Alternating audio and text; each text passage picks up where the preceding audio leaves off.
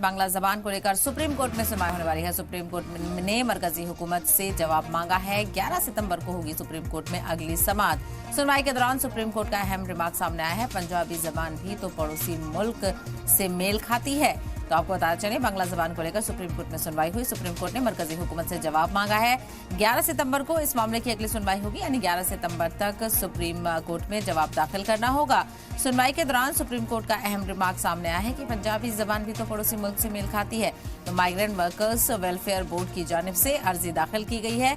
आपको बताते चलें कि मुल्क में बांग्ला जबान बोलने वालों को हिरासत में लिए जाने और उन्हें बांग्लादेश भेजने के खिलाफ अर्जी पर सुप्रीम कोर्ट में सुनवाई हुई और इससे ताल्लुक से अदालत ने मरकजी हुकूमत को जवाब दाखिल करने के लिए कहा है और आइंदा समाअत के लिए 11 सितंबर मुकर्रर की गई है। सुप्रीम कोर्ट ने कहा है कि पंजाब और बंगाल की जबान और सकाफत पड़ोसी मुल्क से मेल खाती है, इसीलिए इस इल्जाम पर हुकूमत का जवाब आना जरूरी है कि सिर्फ बांग्ला बोलने के सबब लोगों को निशाना बनाया जा रहा है।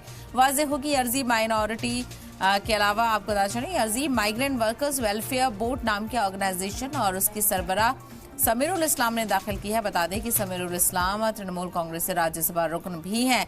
आपको बता दें कि इससे पहले 14 अगस्त को सुप्रीम कोर्ट ने मरकजी हुकूमत और 9 रियासतों को इस मामले में नोटिस जारी किया था। तो जबान की लड़ाई अब पड़ोसी मुल्क तक पहुंच गई है और वहीं ये अहम